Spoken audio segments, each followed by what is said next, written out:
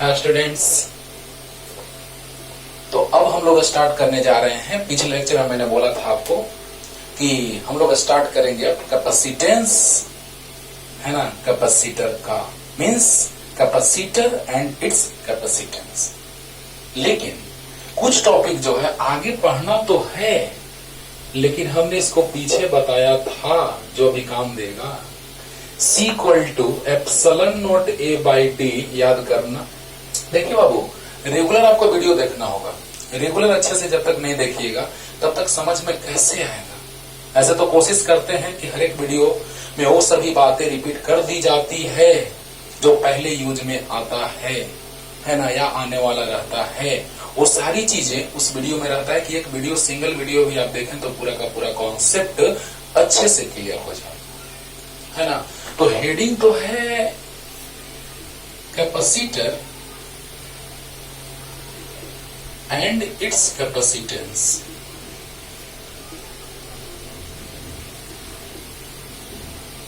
Capacity और ability, है ना, कैपेसिटेंस, कैपेसिटी, कैपेसिटर। आप देखते होंगे फ्रंट में जो सिलिंड्रिकल लगा रहता है, सिलिंड्रिकल जो जिसको आप कंडेंसर कहते हैं, वही तो है कैपेसिटर। लेकिन वो सिलिंड्रिकल है क्योंकि कैपेसिटर तीन तरह का पढ़ाएंगे आपको। एक spherical capacitor, parallel plate capacitor और सिलिंड्रिकल कैपेसिटर, है ना। पूरा ध्यान से देखते जाइए, मजा आएगा, आगे एकदम सब समझ में आएगा अच्छे से। बस डेली रेगुलरिटी के साथ अच्छे से पढ़ते जाइए। मेरे तरफ से कोई कमी नहीं, आपको पढ़िए, है ना। C नॉट, अगर प्लेट्स के बीच, दो पैरेलल प्लेट्स के बीच अगर मीडियम फ्री स्पेस था या वैक्यूम था, यानी मीडियम कुछ नहीं था फ्री स्पेस या वैक्यूम था, तो ये फॉर्मूला आता था। पढ़ना आगे है, लेकिन इसी पे बेस्ट कॉन्सेप्ट पीछे है भी पढ़ना। तो बताओ बच्चों, आगे पढ़ना है, पीछे डायरेक्ट सिर्फ हम लिख देंगे। बुक्स में ऐसे डायरेक्ट लिखे हुए हैं कि स्टार्टिंग में कि factors affecting the capacitance of conductor, तो उसे पता ही नहीं चलता है कि किस तरह से वो वेरिएशन हो रहा है। तो बताइए, आगे पढ़ना है लेकिन इसका यूज पीछे है, तो क्यों ना पहले हम इसको समझ ले। और इसको हम बतला दिए पिछले के पिछले लेक्चर में। देखिए, मैंने इसको शॉर्ट में डिराइव किया है क्योंकि इसका यूज है, अभी पढ़ना आगे है लेकिन इसका यूज अभी है, तो पहले ही हम डिराइव कर चुके हैं शॉर्ट में समझा करके। लेकिन उसको अच्छे से लिख करके थ्योरेटिकल फॉर्म में, मैथमेटिकल फॉर्म में अच्छे से लिख करके डिराइव किया जाएगा आगे। लेकिन सबसे पहले मैंने ड्राइव इसलिए किया क्योंकि इससे आपको पूरा का पूरा कॉन्सेप्ट 100% क्लियर होगा, राइट। तो देखिए, जब फ्री स्पेस था तो ये फॉर्मूला आया था। बीच में जब हम लोग मीडियम इंसर्ट कर दिए थे कंप्लीटली, और उसको कंप्लीटली फिल करने के लिए यहाँ पे प्लस दे देते हैं। बोर्ड पे रिप्रेजेंट करें ना बाबू, इसीलिए चार्ज प्लेट पे ही है, लेकिन रिप्रेजेंट करने का तरीका ये ऐसे भी कर सकते हैं। तो यहाँ पे K है, जिसको हम एप्सिलॉन R कहते थे। रिलेटिव परमिटिविटी या डाइलेक्ट्रिक कांस्टेंट एक ही चीज था, यानी epsilon R equal to K। Mind it. अब देखो बच्चों, तो यहाँ पर फॉर्मूला आया था, मीडियम था तो एप्सिलॉन A बाई D। मैंने आपको समझाया था कि जब फ्री स्पेस रहेगा तो परमिटिविटी ऑफ फ्री स्पेस रहेगा, और अगर मीडियम रहेगा तो परमिटिविटी ऑफ मीडियम रहेगा। अंडरस्टूड। तो बताओ, ये फ्री स्पेस तो परमिटिविटी ऑफ फ्री स्पेस और मीडियम तो परमिटिविटी ऑफ मीडियम।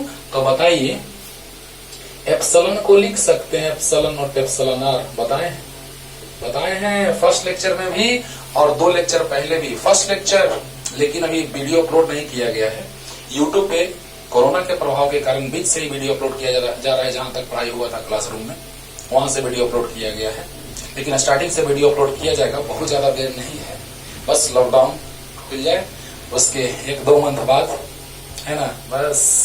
अब देखिए, यहां पर epsilon not epsilon R A by D, तो epsilon not into A by D, और एप्सिलॉन R को थोड़ा साइड में रखते हैं।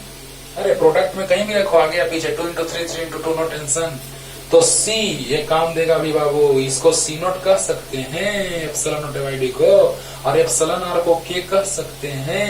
Means capacitance K times increase कर गया, यही तो हम लोग चाहते थे, कैपेसिटेंस इंक्रीज कराना, क्योंकि कैपेसिटेंस इंक्रीज करेगा तो एनर्जी स्टोरेज इंक्रीज करेगा, क्योंकि U इक्वल टू फॉर्मूला हमने आपको समझाया था हाफ CB²। अभी इसको आगे डिराइव करना है, लेकिन बोले थे कि C बढ़ेगा तो U बढ़ेगा, है ना। जो बातें यूज में आएंगी बाबू, आगे पढ़ना है ये सभी टॉपिक, लेकिन जो बातें यूज में आएंगी उसको वहां पे हम नहीं बताएंगे तो आपको पूरा कॉन्सेप्ट कैसे क्लियर होगा। Mind it. अब देखो C इंक्रीज तो U इंक्रीज। अब देखना बाबू आ रहे डिफिनेशन की ओर। यहां पे हम लोग पहले डिफाइन करेंगे कैपेसिटर को। कैपेसिटर एक डिवाइस है ना, लेकिन कैपेसिटेंस उसकी एबिलिटी है ना, कैपेसिटी है जो एनर्जी स्टोरेज करने का काम कराता है। वाह वाह, ध्यान देना ध्यान देना। कैपेसिटर जो है वो डिवाइस है, लेकिन कैपेसिटेंस का मतलब क्या, एबिलिटी और capacity to store the electric charge and electric energy in form of electric field.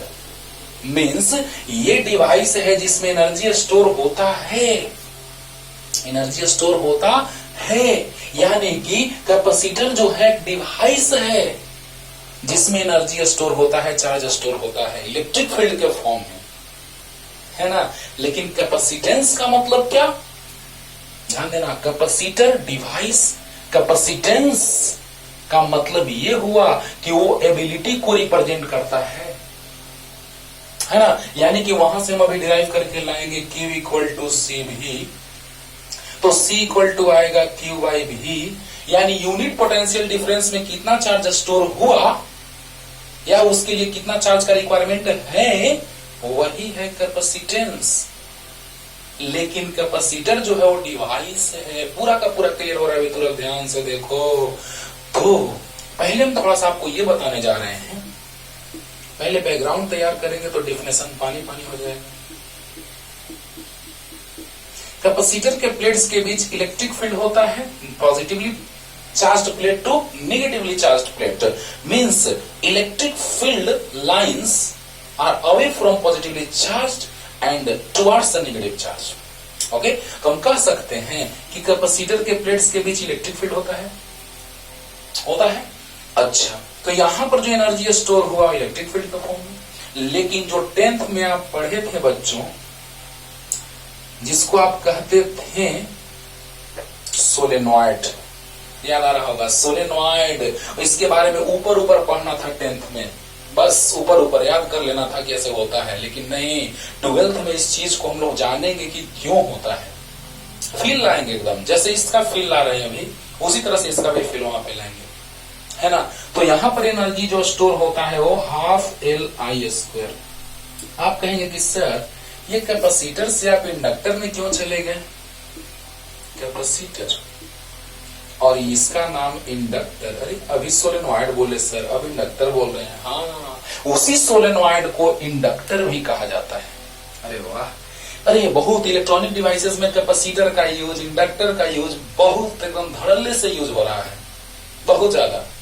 This store the energy in form of magnetic field which is equal to half LI² and this store the energy in form of electric field। जब तक feel नहीं आएगा तब तक क्या करोगे topic पढ़ के, बोलो, कुछ नहीं फायदा होगा, कोटा पूरा होगा, है ना। सोचो कि इलेक्ट्रिक फील्ड, क्योंकि प्लेट्स के बीच होता है इलेक्ट्रिक फील्ड और इसमें बताएंगे कि अंदर में होता है मैग्नेटिक फील्ड। जो सोलेनॉइड है उसके अंदर मैग्नेटिक फील्ड का एक्सप्रेशन डिराइव करेंगे, है ना। तो यहां से वायर को जब हम उंड कर देंगे according to straight law, when electric current is flowing through any current carrying conducting wire then magnetic field is developed around it. 10th में पढ़े थे आप, क्योंकि अभी तो हम बात कर रहे हैं 12th का वो टॉपिक पे हम नहीं आए हैं, तो हम वहीं से ना बात करें कि आप लोगों ने 10th में इसको पढ़ रखा है, लेकिन बहुत ही शॉर्ट में। सोचो सोचो, तो बताओ, इसी को आप कहते थे सोलेनॉइड, जिसके बारे में बहुत शॉर्ट में आप पढ़े थे, जिसका पूरा फील नहीं आया होगा, हमको पता है ना। लेकिन 12th में इसका इतना ज्यादा फील आएगा, मत कहो। वहां पे पढ़ना था बहुत कम इसके बारे में, यहाँ पे बहुत ज्यादा पढ़ना है। इसीलिए ध्यान से पहले सुनो, कोरिलेट करके बता रहे हैं कि तुम्हारा कॉन्सेप्ट 100% क्लियर हो जाए कि ये जो है जब वायर को उंड कर देंगे, है ना, तो अंदर की ओर inward to the plane, outward to the plane, current जब ऐसे फ्लो कर रहा है इस वायर में, तो inward to the plane, outward to the plane, वहां पे क्रॉस होगा क्लॉकवाइज, डॉट होगा एंटी क्लॉक, और उससे मैग्नेटिक फील्ड का डायरेक्शन मान लेंगे। मतलब इसका पूरा बायोडाटा जो है खुलने वाला है जब हम सोलेनॉइड पढ़ाएंगे, जिसको हम इंडक्टर कह देंगे। मींस सोलेनॉइड इंडक्टर, जैसे हम यहाँ पे कैसे कर रहे हैं कि रिलेटिव परमिटिविटी कहो या डाइलेक्ट्रिक कांस्टेंट कहो, दोनों सेम चीज है, वैसे ही इंडक्टर कहो या सोलेनॉइड कहो सेम चीज है। तो बताओ इलेक्ट्रिक फील्ड के फॉर्म में यहां, क्योंकि प्लेट्स के बीच इलेक्ट्रिक फील्ड होता है, और सोलेनॉइड के अंदर जिसको हम इंडक्टर कह रहे हैं उसके अंदर मैग्नेटिक फील्ड होता है, तो we can say that capacitor store the energy in form of electric field and inductor store the energy in form of magnetic field। यानी कहने का मतलब बच्चों कि यहाँ पे ये जो L है वो इंडक्टेंस ऑफ इंडक्टर है, और ये कैपेसिटेंस ऑफ कैपेसिटर है। Inductance of inductor, capacitance of capacitor, और रेजिस्टेंस ऑफ रेजिस्टर अगले चैप्टर में पढ़ेंगे, 10th में पढ़े लेकिन अगले चैप्टर में पढ़ेंगे। Resistance of resistor, capacitance of capacitor, inductance of inductor and inductor. अब देखो आई जो है करंट है, लेकिन भी जो है पोटेंशियल डिफरेंस है, ये तो पता है। कहने का मतलब बच्चों कि यहां से हमको पता चला कि capacitor is a device which store the electric charge and electric energy in form of electric field. बोला याद हो गया होगा? अरे वाह, तो मिटाते इसको बाबू, बस समझाने के लिए हमने ऐसा किया। ये आगे से बैकग्राउंड इसलिए कि जैसे कोरिलेट कर रहे हैं हम लोग, कैसे कोरिलेट करते हैं, सर्कुलर मोशन को लीनियर मोशन को कोरिलेट करते थे, linear velocity, angular velocity, linear acceleration, angular acceleration correlate करते थे ना। इसी तरह से कोरिलेट करने से चीजें बहुत आसान हो जाती हैं। तो देखा जाए कैपेसिटर है बाबू, कैपेसिटर में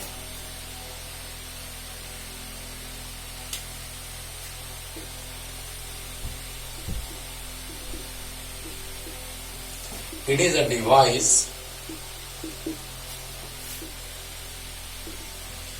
which store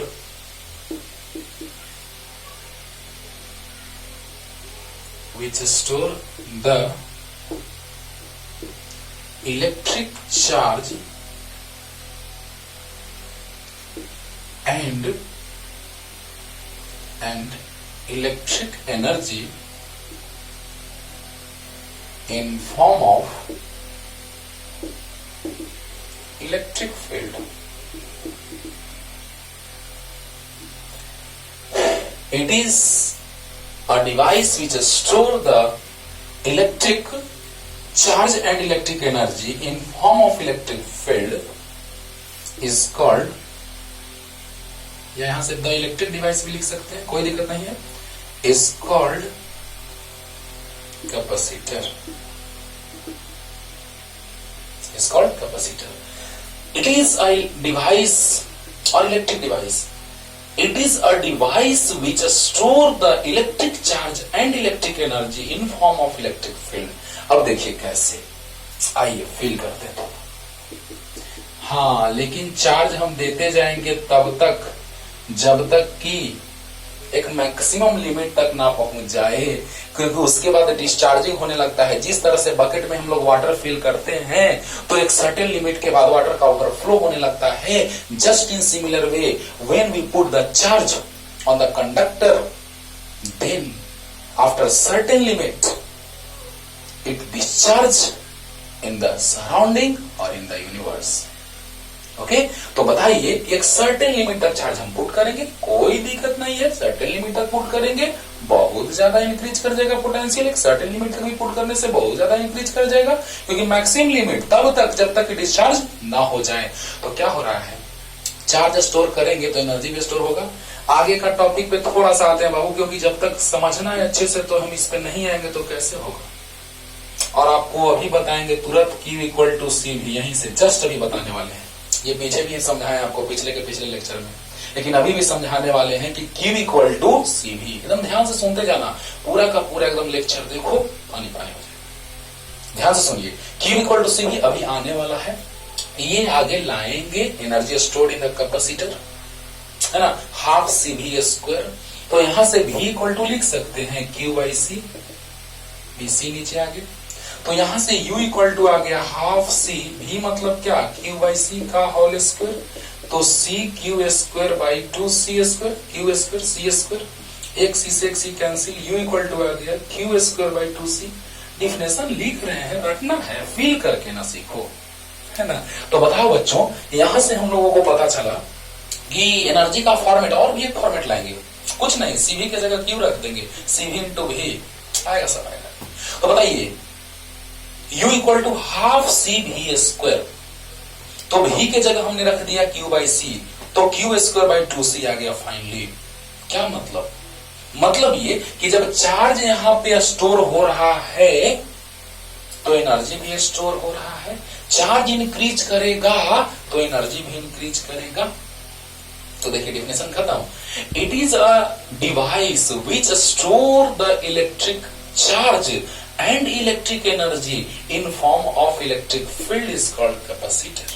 क्योंकि इलेक्ट्रिक फील्ड के फॉर्म में तुरंत हम समझाएं कि प्लेट्स के बीच इलेक्ट्रिक फील्ड होता है, तो इलेक्ट्रिक फील्ड के फॉर्म में कैपेसिटर में एनर्जी स्टोर होता है इन फॉर्म ऑफ इलेक्ट्रिक फील्ड। एकदम माइंड में सेट कर लो, कैपेसिटर में एनर्जी स्टोर होता है इन form of electric field.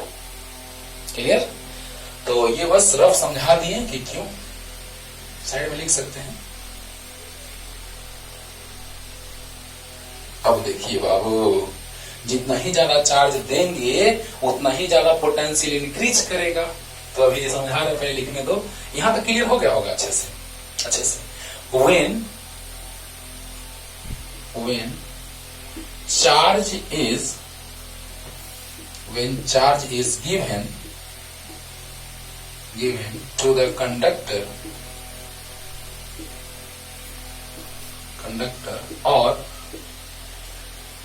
we increase, उसको ऐसे भी लिख सकते हैं, we increase, समझा रहे हैं, we increase the charge और electric charge on conductor, then its electric potential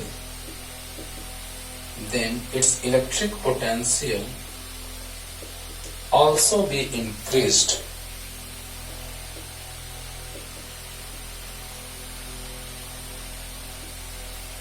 So we can say that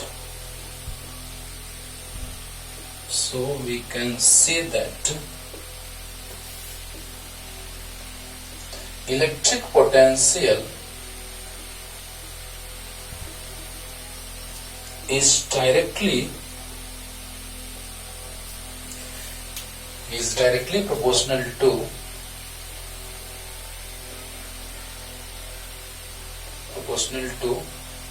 electric potential is directly proportional to electric charge.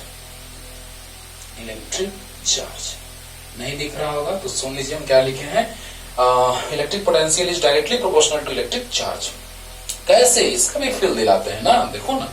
When charge is given to the conductor और we increase the electric charge on conductor, चाहे तो conductor को charge दो या charge को increase कराओ उस पे। देखो जरा सा बच्चों कि जब चार्ज देंगे, हाँ, लेकिन एक सर्टेन लिमिट तक याद रखना है, उससे ज्यादा में डिस्चार्जिंग होने लगेगा, मैंने बहुत बार बोला है।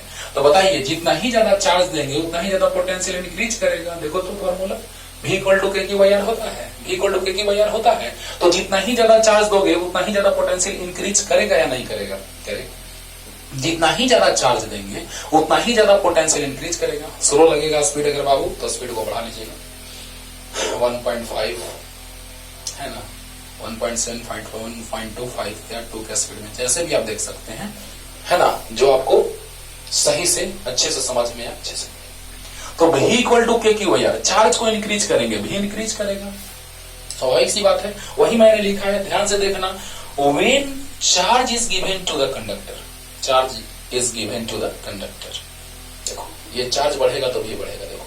और we increase the charge, electric charge on the conductor, चाहे तो चार्ज दो या चार्ज को इंक्रीज कराओ, बात देखी है। Then its electric potential also be increased, तो इसका पोटेंशियल इंक्रीज करेगा, चार्ज इंक्रीज तो potential increase, electric potential also increase, so we can say that electric potential is directly proportional to electric charge. यानी कि जब चार्ज देंगे तो potential increase करेगा, यानी कि दोनों प्रोपोर्शनल है। यहाँ पर भी एक इंपॉर्टेंट बात है, ऐसे तो समझ में आ रहा होगा कि चार्ज बढ़ेगा तो पोटेंशियल बढ़ेगा, चार्ज इंक्रीज करेगा पोटेंशियल इंक्रीज करेगा, तो charge is directly proportional to potential. Potential बढ़ रहा है चार्ज के बढ़ने से, मींस इलेक्ट्रिक पोटेंशियल जो है वो चार्ज के प्रोपोर्शनल है, चार्ज इंक्रीज तो पोटेंशियल भी इंक्रीज। ऐसे तो यहां तक लिखिए, क्लियर हो गया होगा। जल्दी जल्दी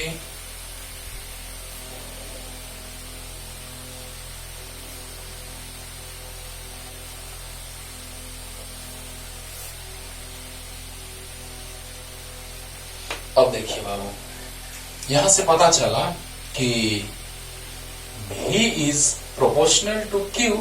जितना ही चार्ज इंक्रीज कराएंगे उतना ही ज्यादा पोटेंशियल इंक्रीज करेगा कि नहीं करेगा। लेकिन यहां से प्रोपोर्शनलिटी हटा करके तुरंत दिमाग में आता है हम लोग का कि प्रोपोर्शनलिटी हटाओ और कांस्टेंट दो, लेकिन ये गलत साबित होगा। साइंटिस्ट लोग को तो जानते ही हैं, साइंटिस्ट ऐसे ही तो नहीं कोई बनते हैं, बहुत ही काबिल इंसान होते हैं वो, है ना, ओवर टैलेंटेड पर्सन।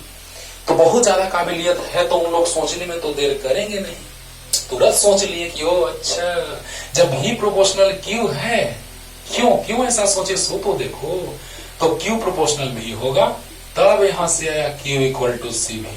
अच्छी बात आया, ये क्यों नहीं हुआ? तो जब साइंटिस्ट लोगों ने ऐसा देखा, ध्यान से मेरा बात सुनना बाबू, दम है बात में, कि V is proportional to Q, charge increase कराएंगे तो भी इंक्रीज करेगा, चार्ज को जब इंक्रीज कराया जाएगा तो पोटेंशियल भी इंक्रीज करेगा। अच्छी बात है, तो चार्ज इंक्रीज किया, पोटेंशियल इंक्रीज किया, तो अच्छी बात तो है। V is proportional to Q, Q increase तो भी इंक्रीज, अच्छी बात है। और प्रोपोर्शनलिटी हटा करके हमने लिख दिया C। लेकिन हुआ यूं कि देखो, जैसे पोटेंशियल 10 वोल्ट है और कैपेसिटेंस 10 फैराड है, चार्ज निकालना है, चार्ज इक्वल टू आया 1 कूलम, यहां से और प्रैक्टिकली आया 100 कूलम। अरे सब गड़बड़ हो गया। प्रैक्टिकली आया 100 और मैथमेटिकली आ रहा है 1। फेरा में फंस गए लोग। लेकिन उन लोग फेरा में क्या फंसेंगे बाबू, काबिल लोग है ना। तुरंत उन लोगों ने सोचा कि ओ अच्छा, you proportional to me then me also proportional to you. बोलो, यानी कहने का मतलब कि V प्रोपोर्शनल टू Q है तो Q प्रोपोर्शनल टू V होगा ही होगा। लेकिन कांस्टेंट समझ के सोच के लगाना है बाबू, ऐसे ही नहीं। प्रोपोर्शनलिटी हटता है तो कांस्टेंट उस स्टाइल में आता है कि मैथमेटिकल वैल्यू और प्रैक्टिकल प्रैक्टिकल वैल्यू, थ्योरेटिकल जो है थ्योरी का फॉर्म यानी मैथमेटिकल, तो मैथमेटिकल और प्रैक्टिकल दोनों वैल्यू मैच करना चाहिए। प्रैक्टिकली जो आया वैल्यू और मैथमेटिकली जो वैल्यू आया उसको मैच करना चाहिए, तब थीसिस को सही माना जाता है। क्लियर हो रहा होगा?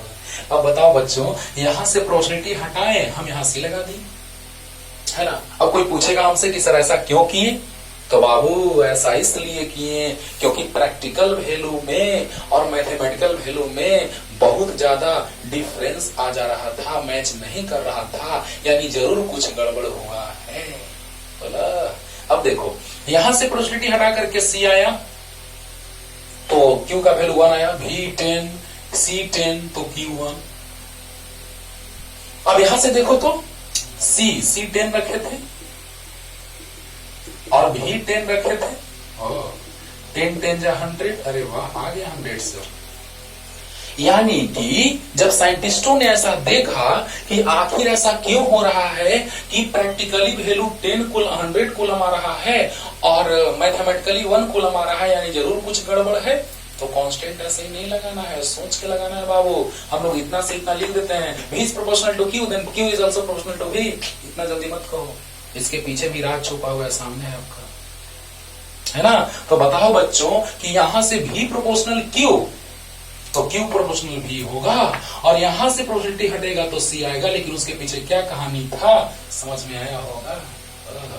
अब देखो बेटा, अब देखो बच्चों, यहीं से जो आता है कांस्टेंट, उसी को हम कहते हैं कैपेसिटेंस ऑफ कंडक्टर या capacitor. Capacitance of capacitor, conductor भी कर सकते हैं क्योंकि कैपेसिटर का फॉर्मेशन कंडक्टिंग प्लेट से होता है या कंडक्टिंग स्फीयर से, जिनका सेंटर सेम रहता है कॉन्सेंट्रिक, या कोएक्सियल सिलेंडर, कोएक्सियल सिलेंडर या कॉन्सेंट्रिक स्फीयर या पैरेलल प्लेट से। तीन तरह के कैपेसिटर होते हैं। बस आगे चलता जा रहा है, डिस्कस होता जाएगा। पैरेलल प्लेट कैपेसिटर है ना, फिर कॉन्सेंट्रिक स्फीयर से बनेगा स्फेरिकल कैपेसिटर, है ना, और सिलिंड्रिकल का बात भी करेंगे हम लोग, सिलिंड्रिकल कैपेसिटर जो कोएक्सियल सिलेंडर से, कंडक्टिंग सिलेंडर से बने, यानी कंडक्टर, यानी कंडक्टर से। यानी इसीलिए हम लोग यहां लिख सकते हैं कि कैपेसिटेंस ऑफ कैपेसिटर या कैपेसिटेंस ऑफ कंडक्टर।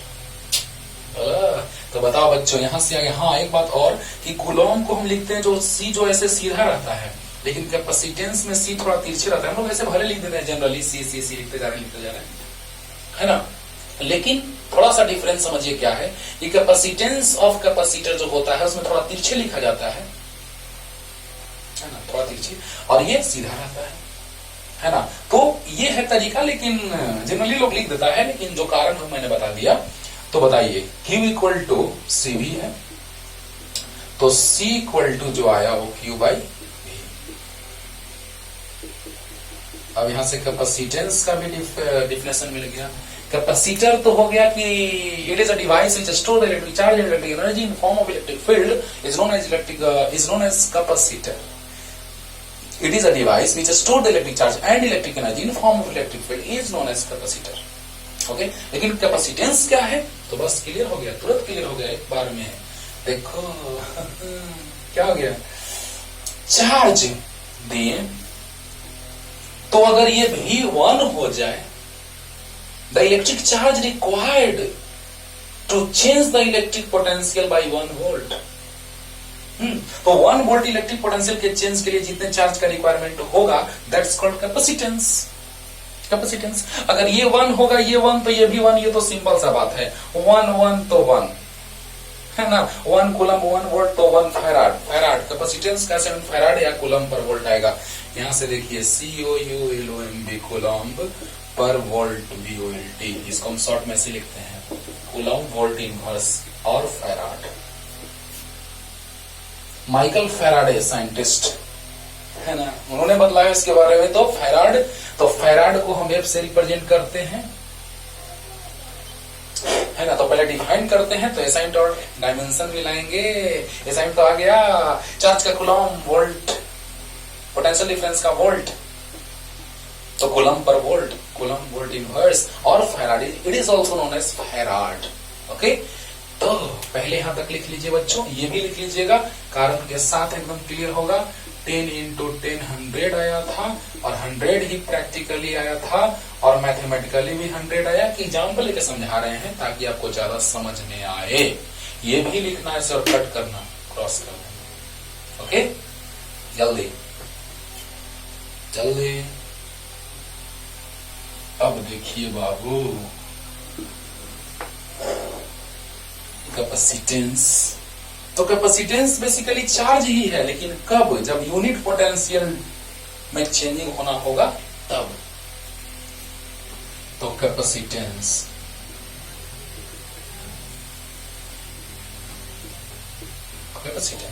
तो देखिए तो यहां से Q इक्वल टू सी भी था, तो C equal to Q by V. The amount of charge required to change the electric potential by 1 volt is known as capacitance. So, the amount of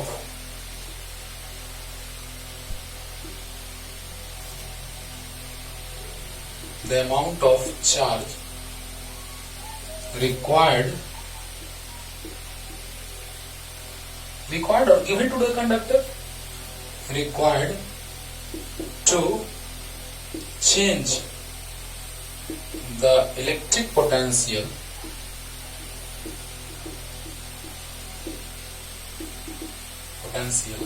एकदम concept सीखो, उसके बाद डिफिनेशन अपने से बना दो, हो गया, है ना, रटना नहीं है।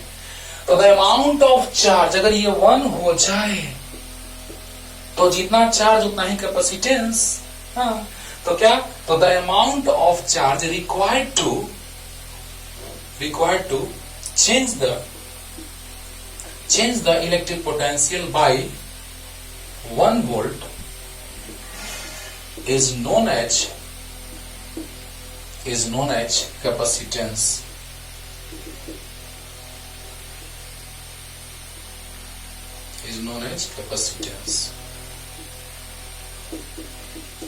It is represented by C, थोड़ा तिरछे, whose SI unit is coulomb पर वोल्ट, तो कूलम वोल्ट इनवर्स भी लिखते हैं, और farad, and its dimension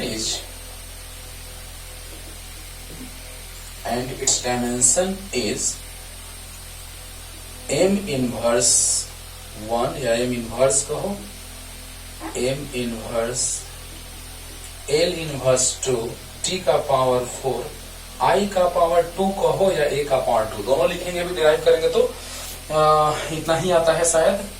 check कर लेते हैं थोड़ा सा, क्यू का I square T square work done का है स्क्वायर टी माइनस 2, तो आ जाएगा पावर -1 -2। कैसे आया बताएंगे, अभी बताएंगे, और हम अपने से चेक कर रहे हैं पहले, सही है।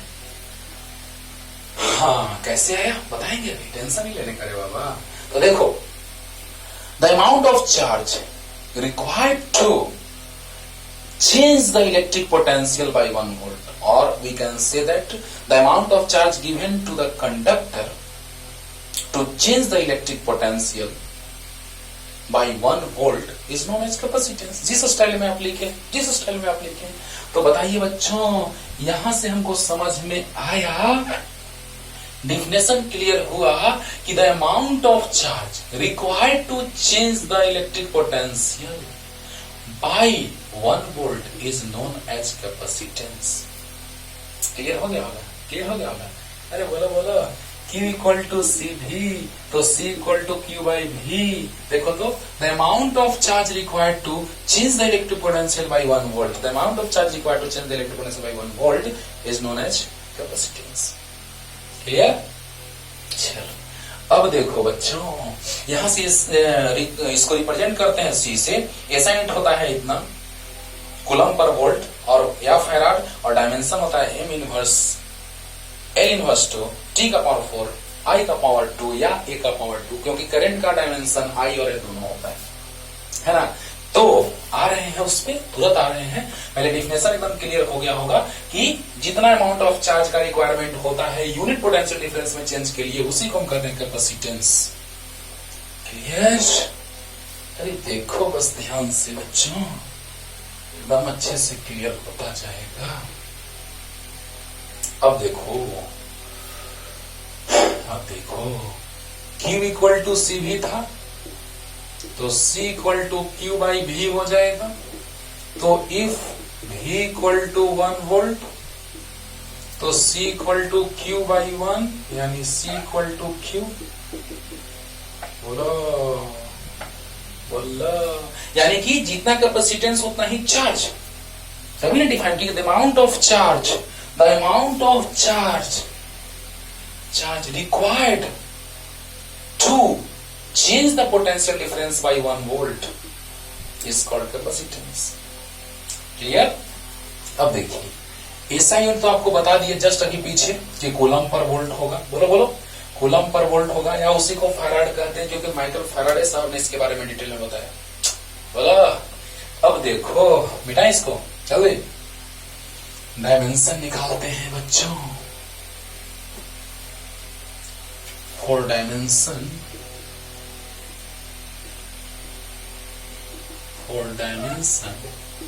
of capacitance of कैपेसिटर कहो या कंडक्टर कहो। एक बात अभी अगले क्लास में याद दिलाएंगे, डायरेक्ट लिख देंगे तो मजा नहीं आएगा। अगले क्लास में आपको हम बहुत अच्छा बात बतलाने वाले हैं कि फैराड जो होता है वो बहुत ही बिग यूनिट है, लार्ज यूनिट है। किसका? तो कैपेसिटेंस, कैपेसिटर के कैपेसिटेंस का जो यूनिट फैराड होता है बहुत ही लार्ज यूनिट है। लेकिन अभी कहेंगे तो मजा नहीं आएगा, इसीलिए हम लोग milli farad, micro farad, nano farad, pico farad use में लाते हैं। लेकिन सच्चाई क्या है वो अगले थ्योरी से पता चलेगा, कैपेसिटेंस ऑफ कंडक्टर से, है ना। कैपेसिटेंस ऑफ स्फेरिकल कंडक्टर पढ़ेंगे अगले क्लास में हम लोग, उससे आपको फीलिंग आएगा कि क्यों फैराड बिग यूनिट है या लार्ज यूनिट है कैपेसिटेंस का। हम बार बार बोलते रह रहे बच्चों की जो भी चीज पढ़ो डिटेल में एकदम तोड़ करके पढ़ो कि तुमको हमेशा के लिए माइंड में एकदम सेटअप हो जाए, है ना। इसीलिए अभी हम इसका जिक्र नहीं कर रहे हैं, वहां पे लिखेंगे कि 1 फैराड इक्वल टू कितना मिली फैराड होता है, कितना माइक्रो, कितना नैनो, कितना पिको, है ना। लेकिन बस हम अभी इतना इसलिए बोल दिए कि आपको दिमाग में रहे कि फैराड जो होता है वो बिग यूनिट होता है, लार्ज यूनिट होता है कैपेसिटेंस का। अंडरस्टूड। अब देखिए डायमेंशन, तो देखिए तो यहां से Q इक्वल टू सी भी होता है, C equal to Q by V ये भी होता है। तो देखो तो बाबू V equal to W by Q होता है। Yes sir. क्यों ऐसा कर रहे हैं? क्योंकि हम जो चीज जिसका डायमेंशन हम जानते हैं उसके फॉर्मेट में सेट कर देंगे। तो बताइए V का भी जानते हैं लेकिन डायरेक्ट तुमको याद नहीं होगा, इसीलिए उस फॉर्मेट में ला रहे हैं जो तुमको डायरेक्ट याद है। बोलो बोलो, V equal to W by Q, तो Q ऊपर गया तो Q into Q by W,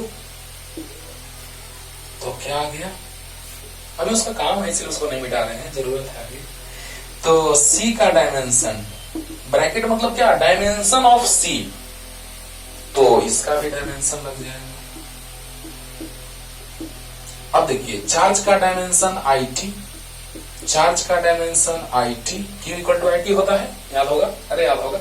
और वर्क डन का डायमेंशन अभी बताएंगे कैसे, ml स्क्वायर t माइनस 2 होता है, ml स्क्वायर t का पावर माइनस 2, तो आ गया कितना? I square T square by ml square t का पावर माइनस 2। यूनिट डायमेंशन में शुरू से जब वीडियो अपलोड किया जाएगा 11th क्लास का तो यूनिट डायमेंशन में क्लासरूम में पढ़ाया हुआ है। तो बताइए बच्चों कि यहां से I square T square by ml square t का पावर माइनस 2, तो यहां से आ गया। इसको ब्रैकेट में नहीं लिखते हैं, ब्रैकेट में लिखते भी वो भी गलत नहीं है, ब्रैकेट में नहीं लिखते वो भी गलत नहीं है, लेकिन ज्यादा अच्छा तरीका ये लिखने का, ब्रैकेट में नहीं। क्यों क्यों अभी बता रहे। ये ऊपर जाएगा m का पावर माइनस 1, l का पावर माइनस 2, t का पावर माइनस 2 पर गया प्लस 2 हुआ, प्लस 2 प्लस 2 प्लस 4, t का पावर 4 और I का power 2।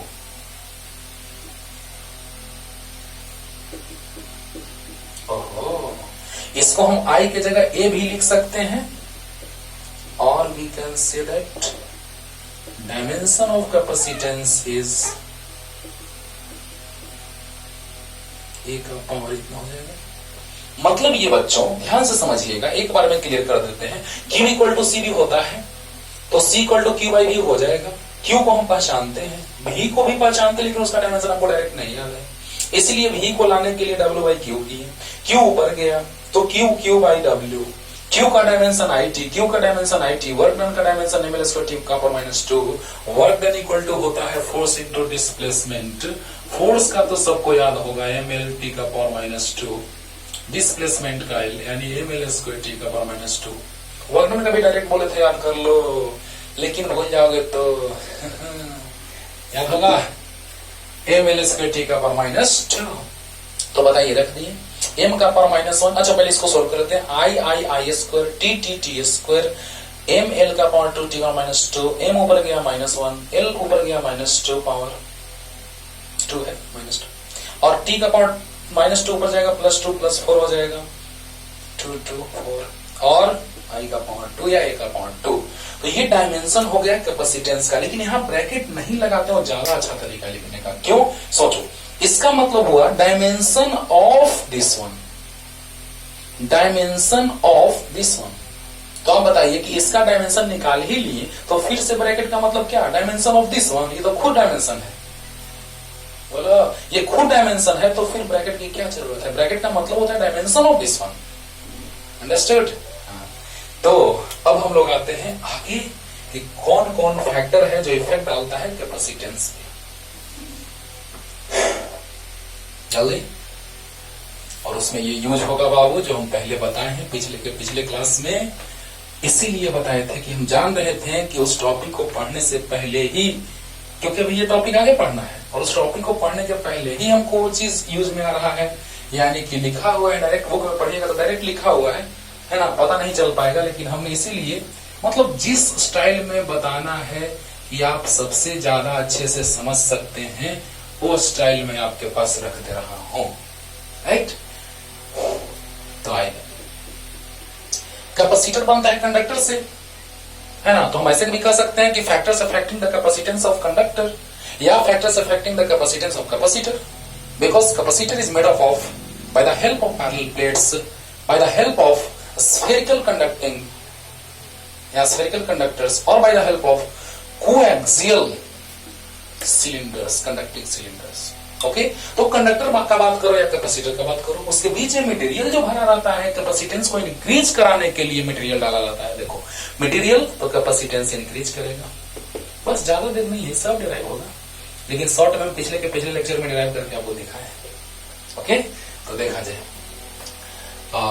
factors affecting the capacitance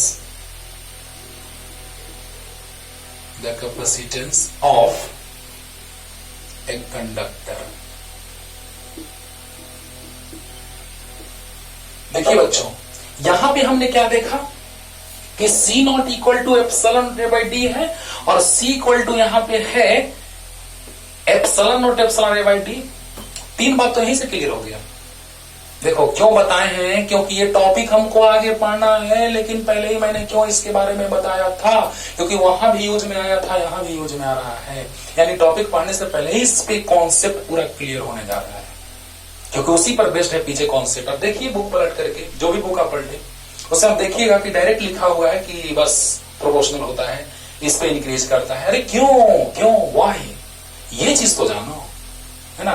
तो पहला नंबर है कि capacitance of capacitor varies with capacitance of capacitor varies with area, its area।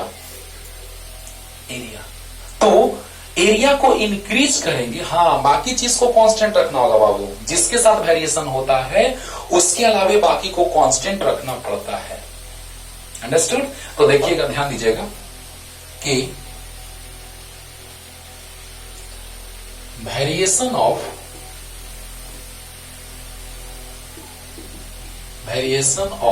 Capacitance with area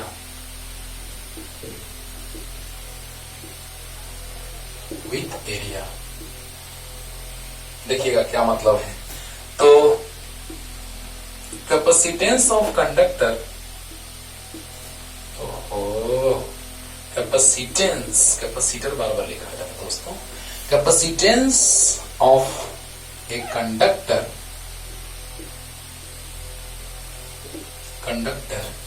is directly proportional to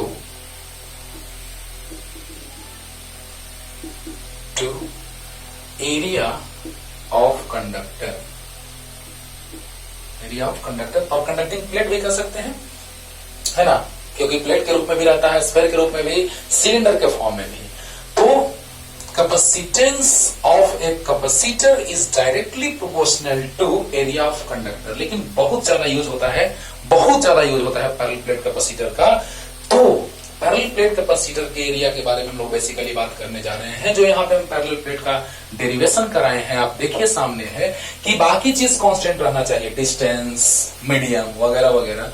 तो यहाँ area जो है वो इंक्रीज करेगा तो कैपेसिटेंस भी इंक्रीज करेगा। अब देखिए तो Q इक्वल टू सी भी आपने कैपेसिटर पे चार्ज दे दिया है। ओके, कैपेसिटर पे आपने चार्ज दिया, देख रहे हैं ना कितना आराम हो रहा है, इससे बहुत आराम होगा, अभी पता चलेगा, है ना। तो बताओ बच्चों कि Q इक्वल टू सी भी होता है। अब आप ही बताइए कि जब ये कांस्टेंट चार्ज दे दिए, हम कोई फिक्स चार्ज दे दिए प्लेट पे, तो यहाँ पे मान लो कि हम दे दिए 100 कूलम चार्ज, कैपेसिटेंस 20 है तो ये 5 होना होगा, क्योंकि 25 जा 100।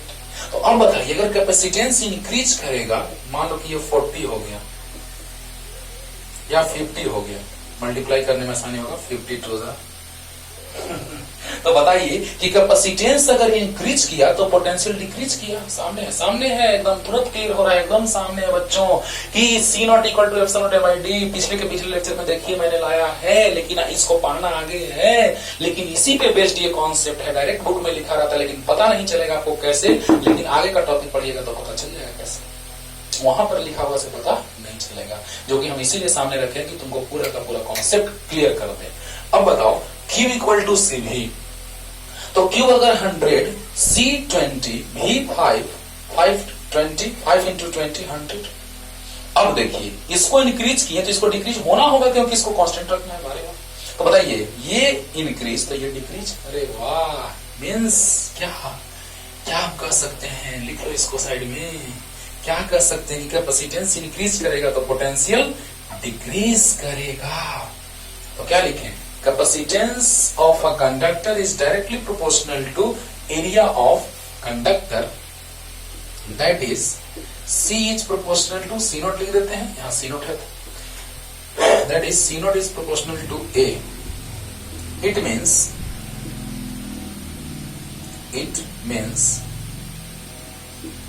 when we increase the area of conductor, then its capacitance also be increased, but electric potential decreased.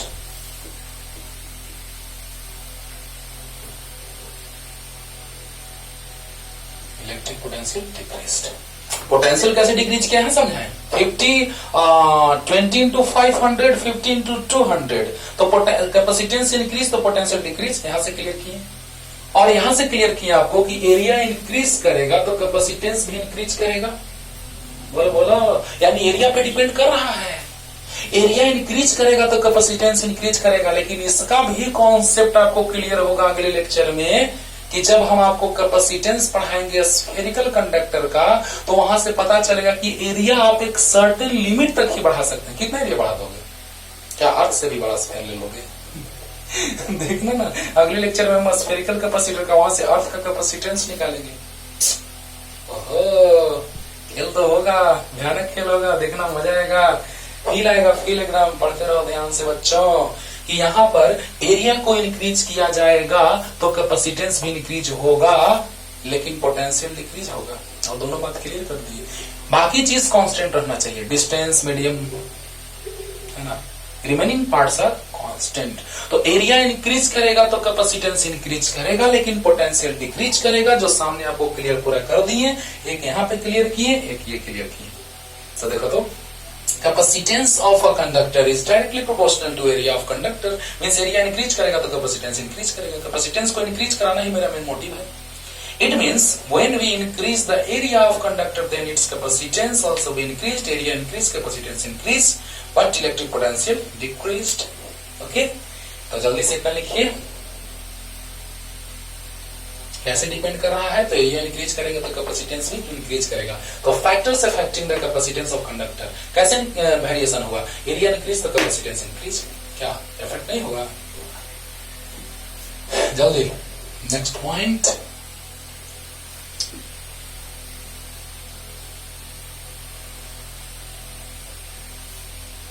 अब distance between the plates of capacitor कहो या डिस्टेंस बिटवीन द कंडक्टर्स कहो। सेकंड नंबर कहो या बी नंबर कहो, distance या variation of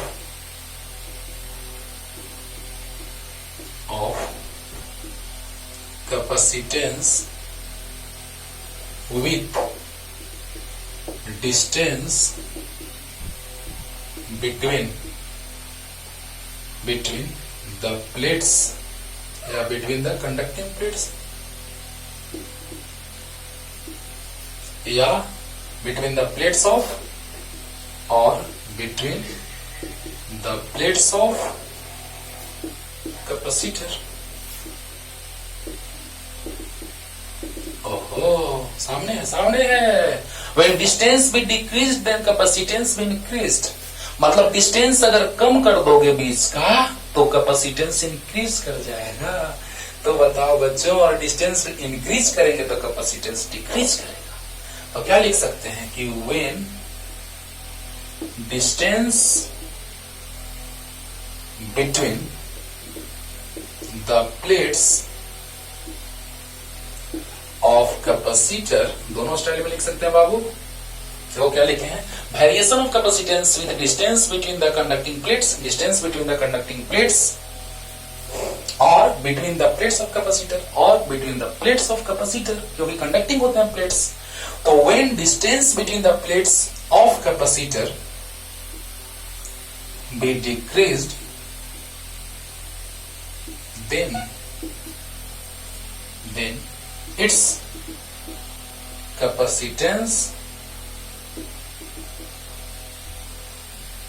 capacitance be increased.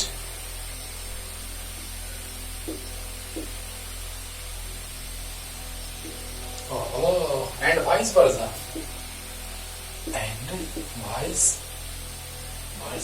क्या मतलब होता है इसका? जस्ट उल्टा, कि डिस्टेंस अगर डिक्रीज करेगा तो कैपेसिटेंस इंक्रीज करेगा, वाइस वर्सा का मतलब कि डिस्टेंस इंक्रीज करेगा तो कैपेसिटेंस डिक्रीज करेगा. देखो क्या लिखे हैं, when distance between the plates of capacitor be decreased remaining parts are constant, decreased then capacitance be increased, then its capacitance be increased and vice versa. मतलब डिस्टेंस इंक्रीज करेगा तो कैपेसिटेंस डिक्रीज करेगा, distance decrease capacitance increase, distance decrease capacitance increase, distance decrease capacitance increase. एक बात तो ये हो गया. और डिस्टेंस इंक्रीज कैपेसिटेंस डिक्रीज. बोलो, एक इंक्रीज दूसरा डिक्रीज. अरे बोलो, क्योंकि इनवर्सली प्रोपोर्शनल है, because capacitance is inversely proportional to distance between the plates of capacitor or the distance between conducting plates. Clear हो गया होगा, अच्छे से क्लियर हो गया होगा. जल्दी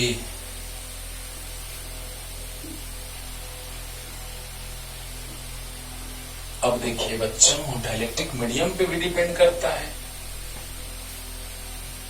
ये भी समझा चुके हैं, मतलब ये हर बात आपको समझा दिए हैं, लेकिन फिर भी भाई next 3 number, variation of capacitance with the dielectric medium,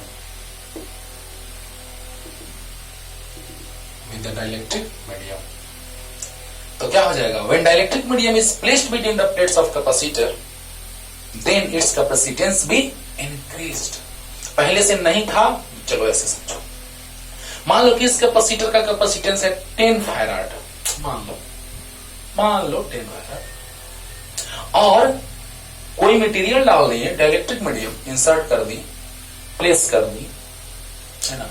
When dielectric medium is situated between the plates of capacitor or between the conducting plates, then its value is more than 1, because relative permittivity or dielectric constant of free space is 1. For air it is approx 1, slightly better than 1, but it is approx 1. But for another dielectric medium like insulating material, it is greater than 1. तो मान लो ये 2 है, तो 2 मान लेंगे, तो 2 into 10, इसका value 10 माने थे, 2 into 10 20, इंक्रीज कर गया. तो चाहे तो आप ऐसे कहें कि कंडक्टिंग प्लेट्स को इमर्ज कर दीजिए मीडियम में, तो कैपेसिटेंस इंक्रीज करेगा. या when dielectric medium is placed between the plates of capacitor or conductor, then its capacitance be increased. तो देखिए सामने है, K इंक्रीज करेगा तो C इंक्रीज करेगा, K इंक्रीज करेगा तो C इंक्रीज करेगा. अंडरस्टूड. तो लेकिन पोटेंशियल डिक्रीज करेगा. पहले वो भी समझा दे, चलो वो भी समझाते हैं. पहले यहाँ पे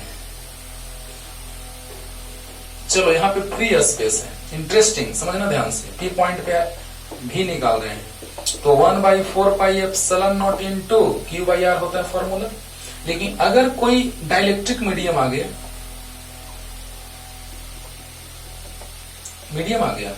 है ना, और आगे डिस्टेंस पे है, तो v equal to 1/4 pi epsilon Q by R, और एप्सिलॉन को लिख सकते हैं epsilon not into epsilon R. ओहो, चला नीचे हो गया, तो इसको यहां लिख देते हैं रे बाबा, फिर मिटा देंगे, है ना। तो v equal to 1/4 pi epsilon Q by are, तो 1/4 पाई एप्सिलॉन मतलब कि एप्सिलॉन नॉट एप्सिलॉन आर आपको याद होगा, क्यू बाई आर। तो बोलिए यहाँ पे भी ओ लिख देते हैं, फ्री स्पेस में तो भी ओ, और मीडियम में तो भी, इसको लिख सकते हैं, देखो तो बाबू, 1/एप्सिलॉन R 1/4 pi epsilon naught Q by are, तो भी इक्वल टू 1/k, और इसको लिख सकते हैं भी नॉट। ओहो, कंपटीशन में सब फॉर्मूला बहुत काम देगा, बहुत काम देगा रे बाबा, है ना। कि अगर मीडियम प्रेजेंट हो तो पोटेंशियल डिक्रीज करता है। आप ही बताइए, पहले से पोटेंशियल मान लो 10 वोल्ट है, और अब मीडियम ला दिए 2 डाइलेक्ट्रिक कांस्टेंट वाला, तो 10/2 इक्वल टू 5। लेकिन यहां पे लाओ तो कैपेसिटेंस मान लो 20 है या 10 है, मान लो 10 इंटू 2 20 हो गया। कैपेसिटेंस पहले से 10 है, मीडियम में लाए तो 20 हो गया। लेकिन यहाँ पे पोटेंशियल 10 है, मान लो 10 मान रहे हैं, 10 और ये 2, तो 10/2 5, यानी पोटेंशियल डिक्रीज करता है, कैपेसिटेंस इंक्रीज करता है। लास्ट स्लो मोशन रिपीटेशन, ध्यान देना कि यहां पर मीडियम ला रहे हैं, पहले से कैपेसिटेंस है 10 फैराड, और अब हो गया 10 इंटू 2 20 फैराड, क्योंकि के का वैल्यू 1 से ज्यादा डाइलेक्ट्रिक मीडियम का होता है कि नहीं रे बाबा। तो 2 मान लिए, 3 भी मान सकते हैं, तो 2 इंटू 10 20। लेकिन यहां अगर मान लो पोटेंशियल डिफरेंस 10 वोल्ट है, 10/2 5, यानी पोटेंशियल डिक्रीज किया लेकिन कैपेसिटेंस इंक्रीज किया। एकदम सामने सर, डिटेल है ना। कि अगर फ्री स्पेस तो परमिटिविटी ऑफ फ्री स्पेस, और मीडियम तो permittivity of medium. Epsilon equal to epsilon epsilon r, one by epsilon r बाहर, 1/4 pi epsilon Q by are. तो बताइए 1/एप्सिलॉन आर को क्या लिख सकते हैं, एप्सिलॉन आर को इनटू वी नॉट, तो v naught by k. Clear. तो पोटेंशियल डिक्रीज करेगा और कैपेसिटेंस इंक्रीज करेगा। तो देखा जाए, इतना देर में आपको समझा रहे तो आप लिख सकते थे, पॉज करके बैक करके लिख लीजिएगा। तो देखा जाए, सब कारण बता रहे हैं बाबू, विथ रीजन। तो when dielectric medium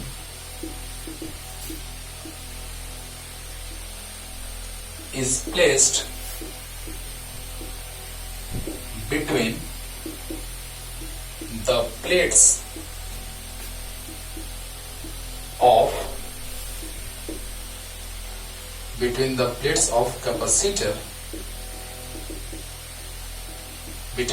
of capacitor, then when dielectric medium is placed between the plates of capacitor, then its capacitance be increased ऐसे, तो C equal to K C not के according increased, but electric potential be decreased means V equal to V not by K. अरे वाह, सब समझा दिए बच्चों कि जब डाइलेक्ट्रिक मीडियम हम लाएंगे कैपेसिटर के प्लेट्स के बीच, तो कैपेसिटेंस इंक्रीज करेगा, पोटेंशियल डिक्रीज करेगा। मैंने अच्छे से समझा दिया। क्लियर। तो जल्दी से उतार लीजिए। और अगला पॉइंट तो बाबू आगे के लेक्चर के लिए, मतलब आज जो हम पढ़ाने जा रहे हैं प्रिंसिपल है समझो कि कैपेसिटर का, है ना। अगला पॉइंट जो बताने जा रहे हैं उसको भी हम थोड़ा सा तोड़ते हैं। जल्दी जल्दी। अब देखिए, पढ़िए, बहुत पढ़िए बच्चों। मैं बार बार क्लास में ये बात कहते रहता हूँ बच्चों को कि बहुत ज्यादा पैसा अगर तुम्हारे पास हो गया तो जरूरी नहीं है कि तुम चांद पे जा सकते हो, मून पे जा सकते हो, है ना। लेकिन साइंटिस्ट लोग जा सकते हैं, भले ही उनका बैकग्राउंड कैसा भी रहे, लेकिन जब साइंटिस्ट वो बन जाएंगे तो कहीं भी बहुत कुछ कर सकते हैं बाबू, बहुत कुछ। यानी कि सब जगह अगर घूमना है मस्ती से तो खूब पढ़ो। देखो ध्यान से समझो, बहुत बड़ी बात है, सोचिएगा जरा सा कितना बड़ा बात है, और अच्छे से पढ़िएगा। तो कैपेसिटेंस का वेरिएशन होता है कि variation of capacitance when any uncharge conductor is taken near to the conducting charge conductor, near to the charge conductor. लिख रहे हैं तब समझा रहे हैं। वेरिएशन ऑफ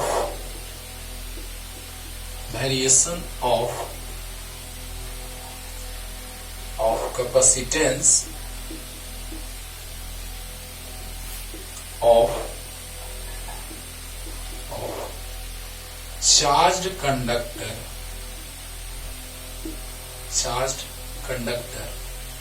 when an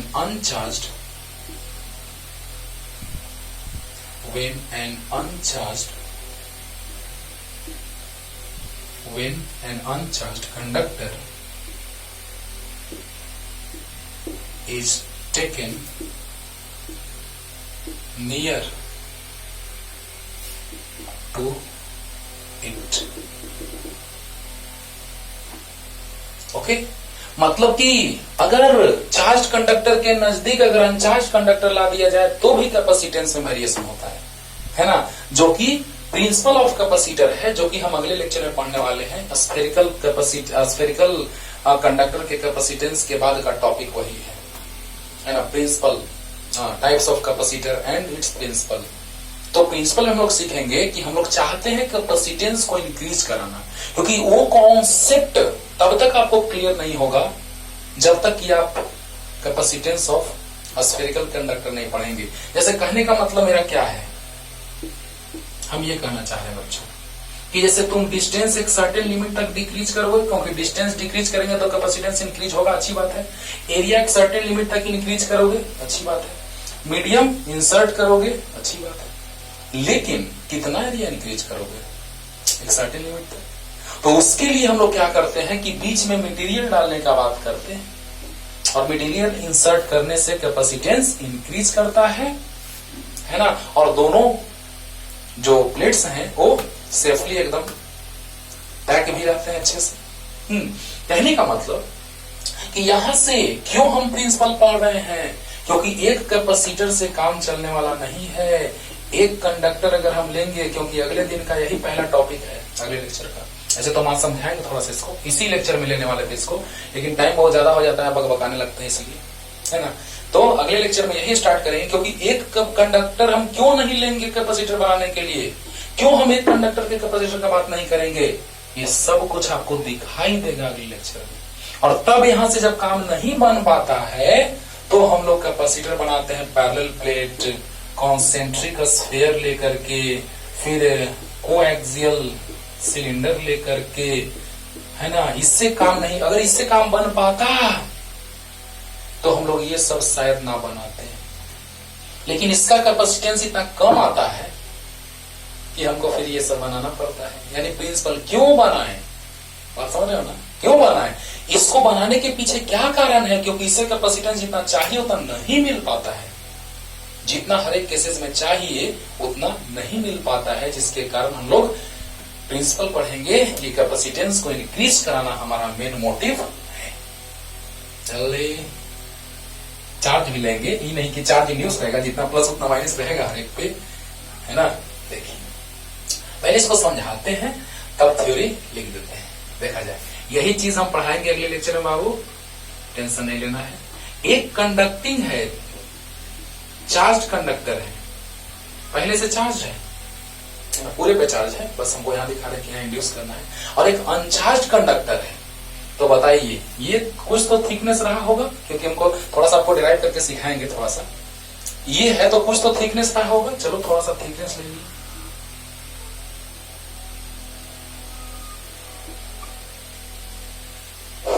इससे कुछ ना कुछ इसका डिस्टेंस रहा होगा R1 और दूसरे सरफेस का डिस्टेंस R2। देखो बाबू कितना छोटा स्टाइल में खेल खेला जाता है ना। स्लाइटली डिफरेंस है, स्लाइटली। इस प्लेट का बात करें तो इस पे चार्ज इंड्यूस माइनस हुआ और इस पे इंड्यूस प्लस हुआ। तो बताइए जितना इस पे प्लस है, कंडक्टर है, तो सेम अमाउंट ऑफ चार्ज भी इंड्यूस्ड।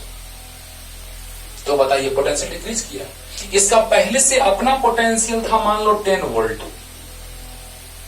पहले से इसका अपना पोटेंशियल था 10 वोल्ट। चलो अब देखो कैसे डिक्रीज किया, समझो समझो। इसका पूरा पूरा पूरा पूरा डिटेल इसका बताने वाले हैं, पूरा एकदम इसके बारे में डिस्कस करना हमको अगले लेक्चर में प्रिंसिपल में।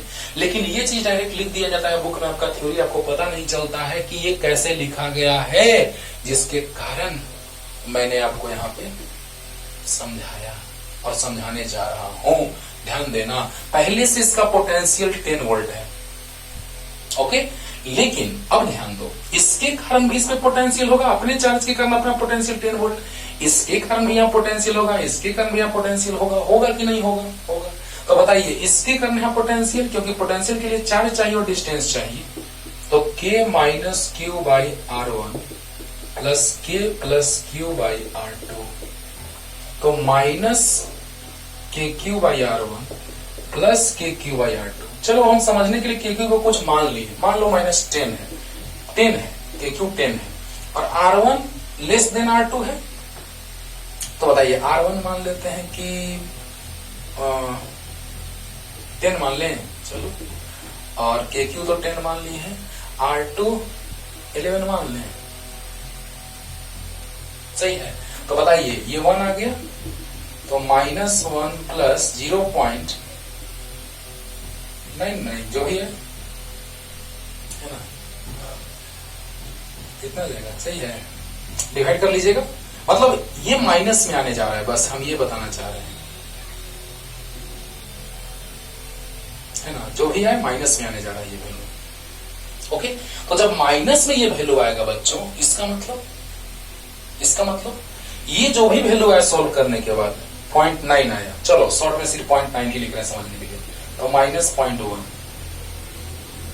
ओके। तो यहाँ शॉर्ट में हम लिख रहे हैं 0.9 ही, तो 1 -1 प्लस 0.9 यानी -0.1, यानी कि पोटेंशियल अब हो गया होगा कितना, तो 9.9, 10 माइनस 0.1 9.9 वोल्ट, यानी पोटेंशियल डिक्रीज किया। और आपको पता है कि पोटेंशियल डिक्रीज करता है तो कैपेसिटेंस इंक्रीज करता है। अभी समझाया जस्ट पिछले लेक्चर में, पोटेंशियल डिक्रीज कर रहा था, जस्ट पिछले लेक्चर में नहीं, जस्ट पिछले टॉपिक में, पिछला जो हम 3 नंबर लिए थे यहाँ पे। तो पोटेंशियल डिक्रीज तो कैपेसिटेंस इंक्रीज कर रहा था कि नहीं कर रहा था? कर रहा था। तो बताओ बच्चों, यहां से हमको पता चल गया कि पोटेंशियल डिक्रीज किया, और उससे भी बहुत बड़ा बात, ये चीज डिटेल में तो हमको आगे पढ़ना ही है अगले लेक्चर में, लेकिन अभी शॉर्ट में बता रहे हैं, इसी में इस काम को तमाम कर दे रहे हैं। ध्यान देना, देखो अभी जब हम कंडक्टिंग प्लेट के नजदीक चार्ज कंडक्टर के नजदीक अनचार्ज कंडक्टर लाए, है ना, तो क्या हुआ, तो इस पे इंडक्शन हुआ जिसके कारण पोटेंशियल कुछ डिक्रीज किया।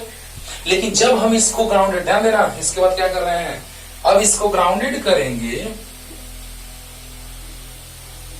तो पोटेंशियल इसका 0 हो जाएगा, यानी इसका पोटेंशियल कौन था, ये वाला, ये 0 हो गया। अब कितना बच गया, तो -1 यानी अब कितना बच गया, तो 10 माइनस 1 9 वोल्ट।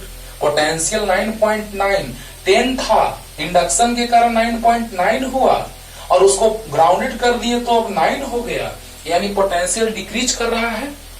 तो पोटेंशियल डिक्रीज फिर से डिक्रीज, तो कैपेसिटेंस इंक्रीज फिर से और इंक्रीज, यानी कैपेसिटेंस इंक्रीज किया कि नहीं किया? बोलो, अरे बोलो, Q इक्वल टू CV। अभी समझाया जस्ट पीछे, लेकिन देखो फिर से देखो कि अगर चार्ज तो फिक्स है, चार्ज तो कुछ फिक्स दिए हैं, फिक्स है, अगर आप सोचिए कि E इंक्रीज करेगा तो ये डिक्रीज करना हो, तो पोटेंशियल जब डिक्रीज कर रहा है तो कैपेसिटेंस, अरे अगले लेक्चर का चीज है, अगले लेक्चर में इसको पूरा का पूरा मत कहो, बहुत कुछ, लेकिन अभी हम शॉर्ट में अच्छा खासा समझा दे रहे हैं कि पोटेंशियल पहले डिक्रीज किया जब इंडक्शन हुआ तो, और फिर से पोटेंशियल डिक्रीज किया जब ग्राउंडेड हुआ तो, क्योंकि ग्राउंडेड तो पोटेंशियल जीरो। तो यहाँ पर पोटेंशियल 9 वोल्ट आ गया, 10 से 9 हो गया। पोटेंशियल पहले 10 से 9.9 हुआ, फिर 9 हुआ, यानी पोटेंशियल डिक्रीज फिर डिक्रीज, तो कैपेसिटेंस इंक्रीज फिर इंक्रीज, क्योंकि ये जितना ही डिक्रीज करेगा उतना ही इंक्रीज करना होगा। क्लियर?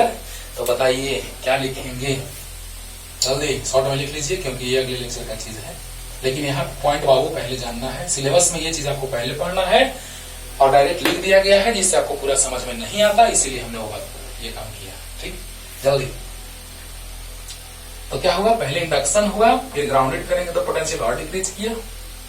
कैसे थ्योरी लिखाएगा सो देखो।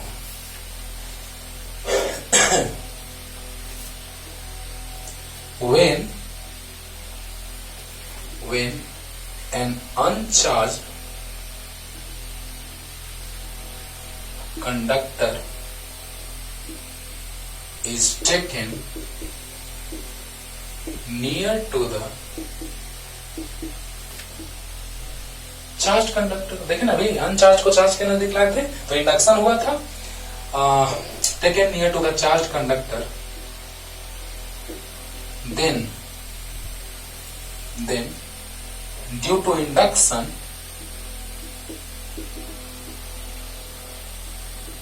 Induction electric potential decreased and capacitance be increased.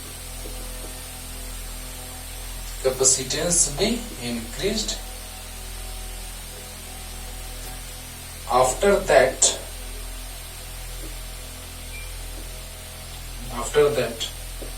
the end surface, the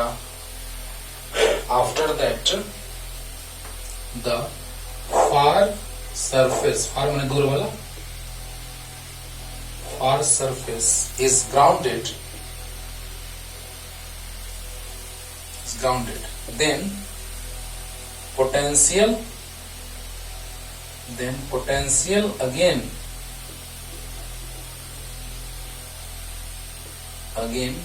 decreased and capacitance again increased। सोच लो और अपने स्टाइल में लिख लो। ये चीज अभी आपको नहीं पढ़ना है, लेकिन इसी पे बेस्ड कॉन्सेप्ट आपको पहले ही सिलेबस में पढ़ना है बारे बार। जब तक वो नहीं जानिएगा तब तक ये क्लियर नहीं होगा, इसलिए हम उसको पिछले लेक्चर में पढ़ा दिए थे। अंडरस्टूड? तो बताइए क्या हुआ। यही भी चीज अभी हम इसलिए समझाए, आगे पढ़ना है अगले लेक्चर में, लेकिन इसलिए समझाए क्योंकि पता ही नहीं चलेगा, क्योंकि पहले पढ़ना है सिलेबस को, बाद में पढ़ना है उस चीज को।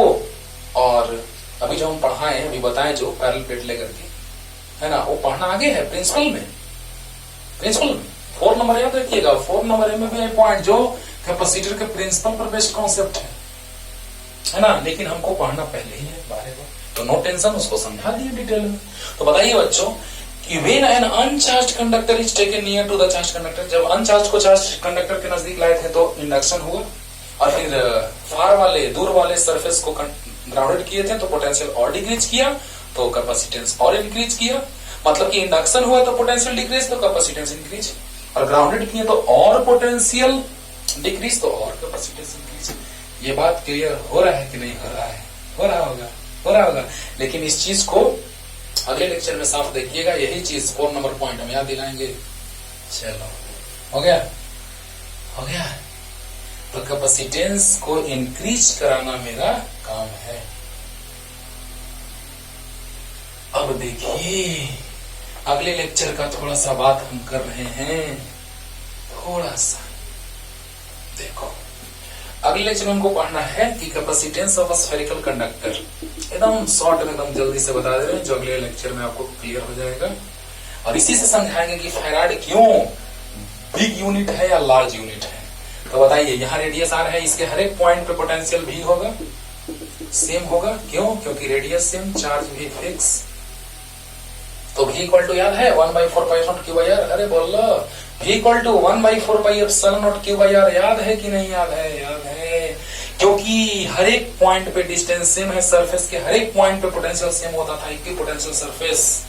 ये तो याद होगा, तो ये भी याद हो गया q इक्वल टू cv। इतना आसान चीज पढ़ना है अगले लेक्चर में सर। हाँ सर, 1/4πε0 q/r, q से q कैंसिल, ये इधर आ गया। c इक्वल टू 4πε0 × इसी से समझाएंगे कि हमको आगे capacitor, parallel plate capacitor, cylindrical capacitor, spherical capacitor क्यों पढ़ना पड़ा, क्यों पढ़ना पड़ा, यही बताएगा आपको। ये एक और बात बताएगा कि कैपेसिटेंस का जो यूनिट होता है बिग क्यों, फैराड, फैराड बिग या लार्ज यूनिट क्यों, ये भी बात बताएगा। और ये भी बात बताने जा रहा है एक, कि आपको याद होगा 1/4πε0 q1 q2/r²। तो ε0 1/4πε0। अगले लेक्चर का चीज थोड़ा सा हिंट दे रहे बाबू की, लगे कि अगला लेक्चर एकदम आसान है सर। इसी में पढ़ाना था, लेकिन ज्यादा बड़ा लेक्चर हो जाता है, आप बताने लगते हैं इसलिए।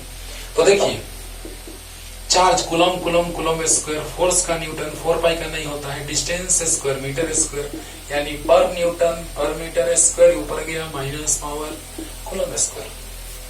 ये आया यूनिट, ऐसा यूनिट ऑफ, बोलो, परमिटिविटी ऑफ फ्री स्पेस।